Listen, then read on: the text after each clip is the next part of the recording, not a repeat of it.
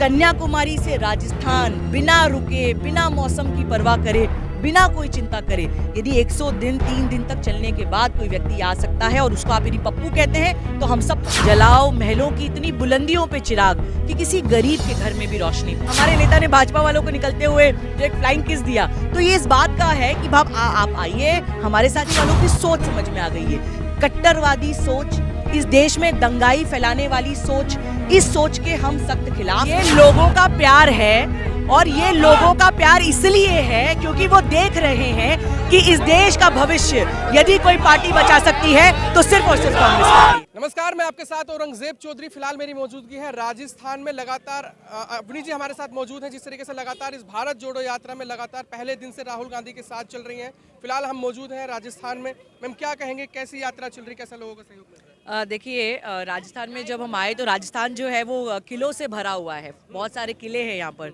तो दो पंक्तियाँ मेरे जहन में आती है कि जलाओ महलों की इतनी बुलंदियों पे चिराग, जलाओ महलों की इतनी बुलंदियों पे चिराग कि किसी गरीब के घर में भी रोशनी पहुंचे। तो यहाँ पर जो कांग्रेस ने काम किया है, अशोक गहलोत जी ने, सचिन पायलट जी ने, तो वो लोगों की प्यार जो हमें मिला है। हम जब दौसा से चले तो मतलब अभी तक पूरी यात्रा में इतनी लोग सड़कों पे जिस प्रकार से उमड़े थे, जहाँ नजर जा रही थी सारे छतों पे पूरे के पूरे परिवार, जिस प्रकार से लोगों ने हमें राजस्थान में प्यार दिया, वो कहीं ना कहीं ये बात दिखाता है कि राजस्थान की सरकार ने जो काम किया है वो सिर्फ किलों का ही ध्यान नहीं रखा है, लेकिन वो गरीबों का भी ध्यान रखा है। तो कुछ स्कीम्स के बारे में हमें लोगों ने बताया, तो लोग आके हमें बता रहे हैं कि किस प्रकार से वो कांग्रेस के काम से बहुत ज्यादा खुश हैं। तो बहुत ज्यादा अच्छा रिस्पॉन्स राजस्थान। लेकिन भारतीय जनता पार्टी ये कह रही है इनको जो है इसके साथ साथ भारत जोड़ो यात्रा जो चल रहा है इसके साथ साथ जो है वोट जोड़ो यात्रा भी करनी चाहिए। जिस तरीके आपके रिजल्ट आए उसी को देखते हुए देखिए, बीजेपी की क्या है, कोई आइडियोलॉजी नहीं है। बीजेपी को ये है कि उन्हें सिर्फ सत्ता में आना है। वो 50, 60, 70 साल से प्रयासरत है। उन्हें इस बात से कोई फर्क नहीं पड़ता कि समाज का ताना बाना टूटे या जुड़े। यदि उनको वोट मिलेंगे तो वो भाई भाई को लड़वा देंगे, वो हिंदू मुस्लिम को लड़वा देंगे, वो सब तरह के दंगे फसाद कर सकते हैं, क्योंकि उनका जो सोच है वो हमेशा से एक तो अंदर से कमजोर है, स्ट्रांग नहीं है, कमजोर हैं, डरते हैं और डराने की कोशिश करते हैं।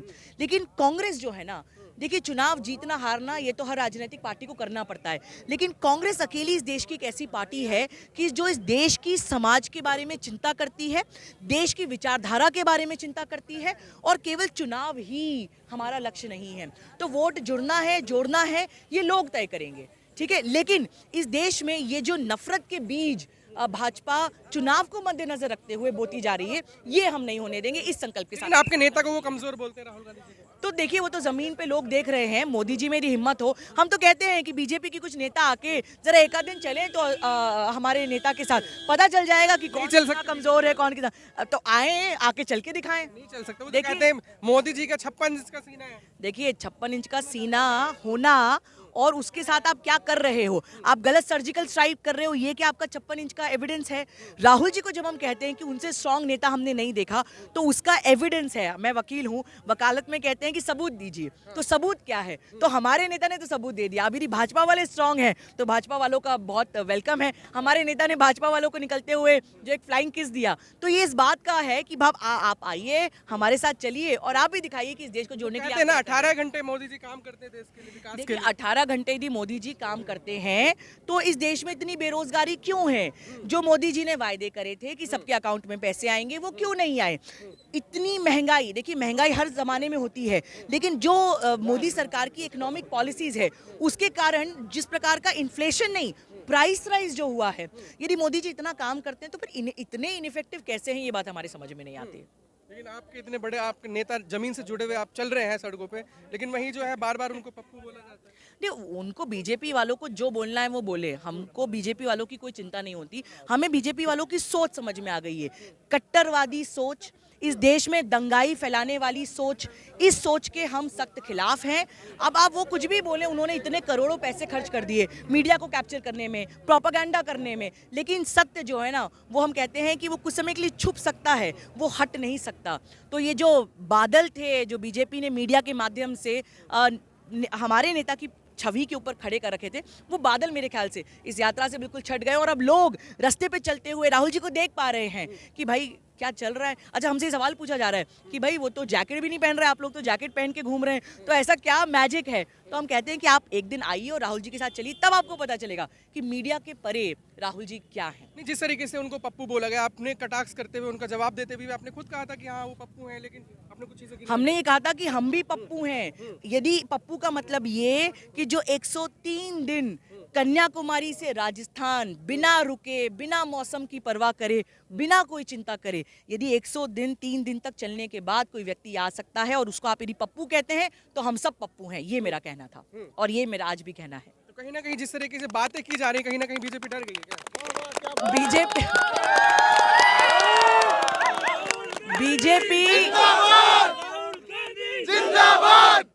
बीजेपी डर नहीं गई है, बीजेपी बौखला गई है। बौखला गई है। बीजेपी को ये लग रहा है कि अब हम क्या करें, क्योंकि क्या है बीजेपी का हमेशा का देखिए बीजेपी का स्ट्रैटेजी क्या था, जैसे किसान आंदोलन हुआ तो उन्होंने किसान आंदोलन पे चुप्पी साध ली, क्योंकि उनको लगा हम कुछ बोलेंगे तो ये और बढ़ेगा, तो उनको लगा कि भारत जोड़ो इतना तो नहीं बढ़ेगा, तो निकल जाएंगे चुपचाप शांति से। लेकिन जब उन्होंने देखा कि किस प्रकार से इस यात्रा में जन सैलाब उमड़ गया है, तो अब वो अपनी ही समस्या में फंस गए। अब वो रोकने की कोशिश करेंगे तो उनको लग रहा है और बढ़ेगा, तो अब वो बौखला गए, तो वो कुछ ना कुछ स्टेटमेंट दाढ़ी पे भी सवाल खड़े कर रहे हैं, मोदी जी की तरह दाढ़ी बढ़ा रहे हैं। दाढ़ी पे सवाल करेंगे, टी शर्ट पे सवाल करेंगे। वो जनता जो है, देखिए जनता बेवकूफ नहीं है, ये पब्लिक है, ये सब जानती है, ये जानती है कि आप राहुल जी की दाढ़ी और टी शर्ट पर इसलिए आ गए हो क्योंकि आपके पास बेरोजगारी, महंगाई के कोई जवाब नहीं है। तो हमारा सवाल मोदी जी और पूरी भाजपा से सिर्फ एक ही है, हम जो सवाल खड़े कर रहे हैं, इस देश में इतनी बेरोजगारी क्यों है, आप अपनी वोट बैंक के लिए नफरत के बीच क्यों बो रहे हैं, इस देश में महंगाई के लिए आप क्या कर रहे हैं, इनके यदि कोई जवाब हो और मोदी जी में हिम्मत हो तो प्रेस रिलीज, आप वार्ता करके बताइए। देखिए राहुल जी ने जिस राज्य से गुजरे सारे राज्यों में आपने देखा प्रेस कॉन्फ्रेंस करी, मोदी जी के पास अभी भी इतनी हिम्मत नहीं है कि वो प्रेस कॉन्फ्रेंस कर पाए, तो कौन ताकतवर है आपको नहीं कर। अच्छा, जिस तरह का ये समर्थन आपको मिल रहा है, कैसा लगता है? देखिए ये लोगों का प्यार है और ये लोगों का प्यार इसलिए है क्योंकि वो देख रहे हैं कि इस देश का भविष्य यदि कोई पार्टी बचा सकती है तो सिर्फ और सिर्फ कांग्रेस पार्टी है। जिस तरह के लोग जो है लगातार आपके साथ चल रहे हैं और लोग कह रहे हैं बीजेपी वाले देखिए मुझे कुछ कहने की जरूरत नहीं, मेरी तो आवाज भी नहीं आ पा रही है। लोगों का क्या प्यार है वो सुनने की जरूरत नहीं है, उसको आप दिखा सकते हैं। तो यहाँ पे इतना प्यार है कि लोगों को लग गया है कि यदि हमारे कोई नेता है तो वो सिर्फ और सिर्फ राहुल गांधी। 24 में बदलाव आएगा, जरूर आएगा, और जब तक 24 को आप भूल जाइए, इस देश में जब तक बदलाव नहीं आ जाएगा तब तक हम चलते रहेंगे। लेकिन वही ना, जिस तरीके से आप बात कर रहे हैं वो तो कहते हैं कि जितना साल आपने काम किया है, 70 साल आप सरकार में रहे, आप ये कह रहे हैं कि 8 साल में बहुत लगेगा सुधार करना। देखिए बीजेपी वाले मूर्ख हैं, यदि वो ये समझते हैं या लोगों के बीच में ये फैलाते हैं कि 70 साल में क्या हुआ। 70 साल में इस देश में जितने एजुकेशनल इंस्टीट्यूशंस बने, जितने हेल्थ केयर सिस्टम्स बने, हमारा सवाल बीजेपी से है कि बीजेपी अपनी एक आध तो अचीवमेंट बता दे। मंदिर, मस्जिद, गुरुद्वारे की राजनीति के अलावा बीजेपी की सरकार इस देश के लोगों को ये बताए कि हमारा जो एजुकेशन सिस्टम था, क्या आपने उसके आंकड़ों में कोई बढ़ोतरी करी, जो हेल्थ केयर सिस्टम था क्या उसके आंकड़ों में कोई बढ़ोतरी करी। आपके राज्य में महिलाओं के खिलाफ हो रही हिंसा के आंकड़े लगातार बढ़ते जा रहे हैं और आप चुप्पी साथ लाल किले से झूठ बोलते हैं मोदी जी, साफ साफ झूठे बोलते हैं। और ना सिर्फ लाल किले से, हर जगह से मोदी जी सिर्फ और सिर्फ झूठ बोलते हैं। अरे गैस सिलेंडर फ्री दे दिया हमने लोगों को। गैस सिलेंडर, अच्छा एक मिनट, गैस सिलेंडर तो आपने फ्री दे दिया, लेकिन उसमें गैस भरवाने का काम आपने लोगों पे छोड़ दिया। तो एक काम यदि आप करते हैं, उसी काम को पूरा ढंग से कर लेते, मोदी जी वो भी नहीं कर पाए। चलिए शुक्रिया।